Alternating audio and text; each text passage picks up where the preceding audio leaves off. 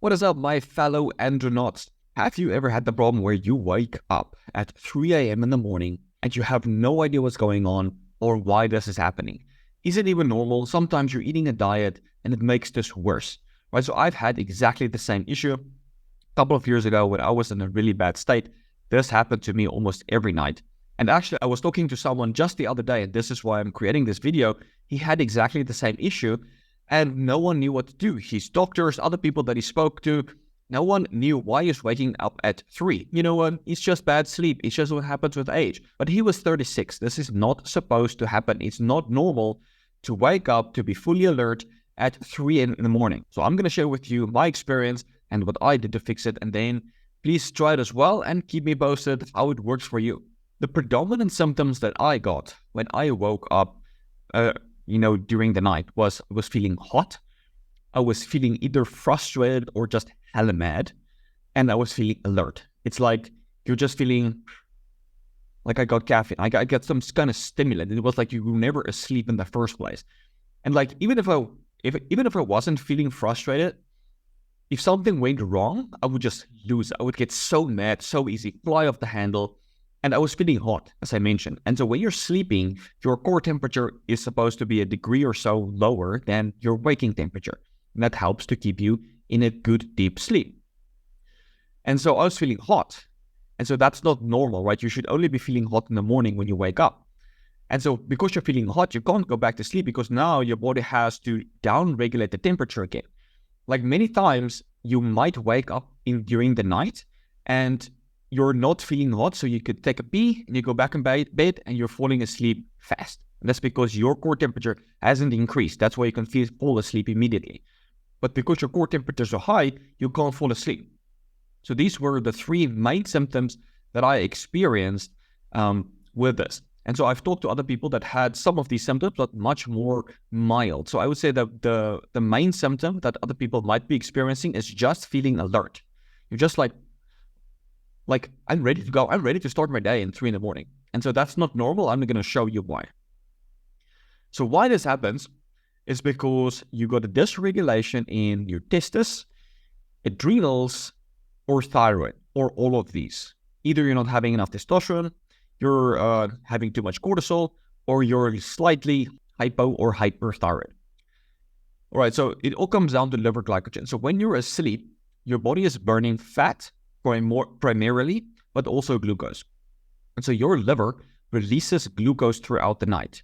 And when that glucose either runs out or is not being released, this is when you wake up and cortisol is being released to bring your blood sugar back up. And that it's the cortisol that wakes you up. So it's ineffective storage of glycogen. It's insufficient release of glycogen. It's the insufficient oxidation of both glucose and fat. And it's the late recovery from hypoglycemia. So the body regulates itself very well. And when your blood sugar is dropping a little bit too low, the body's like, okay, let's release more glycogen so we can recover that. And when you're in a slightly unhealthy state, that recovery from hypoglycemia doesn't occur. So it just goes worse and worse and worse. And this is when you wake up, boom, like, high cortisol. So what really happens is that blood sugar drops, cortisol spikes. Cortisol is being released to stimulate the production of glucose in the liver. But what happens in the morning when you're supposed to wake up? Cortisol spikes as well. Cortisol wakes you up. It's supposed to spike in the morning, but it's not supposed to spike at 3 in the morning. So it spikes because blood sugar is dropping. And the guy that I was working with, the guy that I was talking to, I told him this and he was like, yes, that is correct. He was actually wearing a continuous glucose monitor and his blood sugar dropped to 40. And that's why when he woke up. And then when he woke up, after a while, like you could see his blood sugar is going back up. And this is because cortisol is producing glucose to normalize your blood sugar again. But it might take a while for that recovery to happen, so you can't go back to sleep. Blood sugar drops, cortisol spikes. But one of the best things that I have found that works for this almost immediately is to take aspirin. So aspirin is fantastic for lowering cortisol, getting your core temperature down. Like when I was feeling hot and frustrated, I would take aspirin. And then like within 5 to 10 minutes, my core temperature would be dropping and I would like immediately be able to go back to bed. But the thing is, what you want to do is you want to combine this with either milk or cottage cheese and honey. So you want to give your body some carbohydrates and protein, so that your body doesn't have to continue producing the glucose. You provide your body with the glucose. And the reason I'm saying milk or cottage cheese is because some people, they urinate a lot. So when they have additional liquid, they're just going to urinate more. So you can have cottage cheese instead. But what I did, I had milk mixed with either sugar or honey, nice amount of carbohydrates with 500 milligrams of aspirin. And so if the cottage cheese is cold, right, then the milk in the cottage cheese helps to cool you down as well. And it helps you to fall asleep much faster.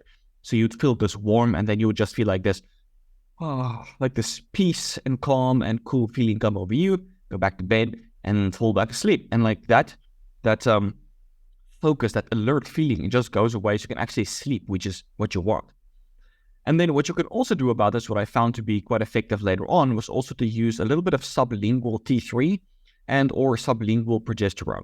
So the T3 is for when someone doesn't have enough thyroid hormone. And so thyroid hormone helps with the storage of liver glycogen. It helps with the release of proper glycogen, and it enhances the oxidation of both fat and glucose. So when someone is hypothyroid, they often have very poor sleep. They have shallow sleep. They take forever to fall asleep. They don't stay asleep. They wake up tired. So this is typical when someone doesn't have enough thyroid hormone. And so this is why taking sublingual T3 helps a lot. Like out of my experience, I fall asleep so fast, my sleep is so deep that I wake up really good from taking the sublingual T3. And you can combine the T3 with the aspirin because aspirin helps with the uptake of T3 into tissue.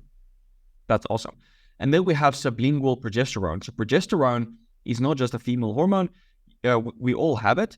And progesterone is great because your body converts it into allopregnanolone. And allopregnanolone is a strong GABAergic compound. And it's being used at the moment against depression, anxiety, and also to improve sleep quality. So you take the progesterone, it converts into allopregnanolone, and you sleep really good as well. So I've used both the sublingual T3 and the sublingual progesterone. They work great. But there's a primary trick: do the aspirin milk. That works the best. And then tests that you can do to check this out, because I mentioned, is the taste test, the adrenals and the thyroid, that's primarily responsible for this sleeping issues. So the first thing you can check is your 24-hour salivary cortisol. If you're feeling tired in the morning, most likely there's not a sufficient spike. And if you're struggling to fall asleep, you will probably have high cortisol in the evening. And if you wake up, this is also when your cortisol is going to spike. So maybe you can actually test your cortisol when it spikes, when you wake up at 3 in the morning, to see like how high my cortisol is. Because it's supposed to go up in the morning and then completely normalize, go down to low in the evening. So do a 24-hour salivary cortisol test. But that last test, instead of like doing the before bed, you can actually leave the fourth test for when you wake up at 3 to solidify this evidence. Then you want to look at the DHEA sulfate to cortisol ratio. So in youthful individuals, that ratio is a 10-1. So let's say the cortisol is 13. You want the DHEA sulfate to be 130. You want the 10-1 ratio. That is a healthy, youthful level of DHEA sulfate to cortisol. And so usually we'll see that ratio is not 100% in people that's older, someone that's more diseased. DHEA sulfate tends to drop a lot with age. And this is important because DHEA sulfate converts into androsterone, which is a 5-alpha reduced steroid, which also has strong GABAergic, antidepressant, anti-anxiety effects.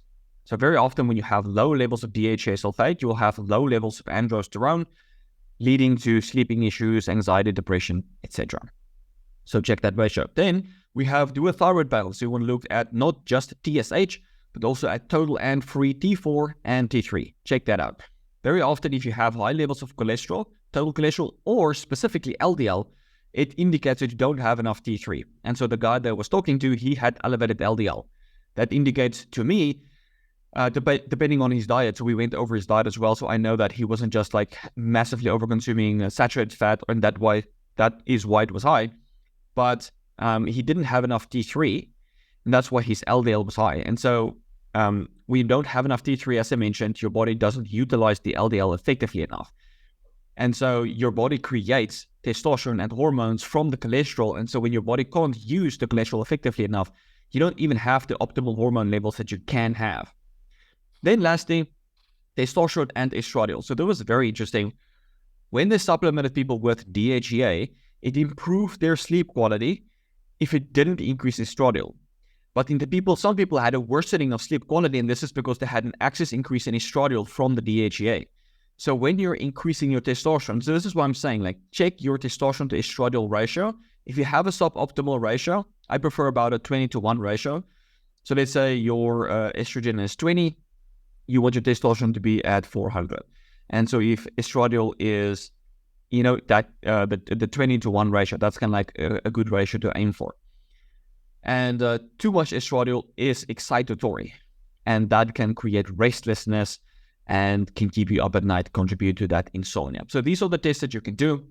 So I hope this was helpful. If you struggle to fall asleep, stay asleep, or if you wake up at 3, some people that have no issue falling asleep, but they still wake up at 3.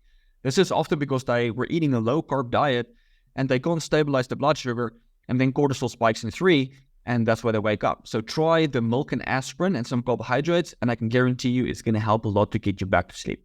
So give that a shot. Otherwise, also add a little bit of T3 and some sublingual progesterone. And if you do the 24-hour cortisol test, right, and you see that your morning cortisol is a little bit low, then you can take a little bit of licorice. That will help to get the morning cortisol up. And then if the evening cortisol is high, you can take some phosphatidylserine, and that will bring the evening cortisol down. You can actually sleep through the night. So this is also a hack that you can do.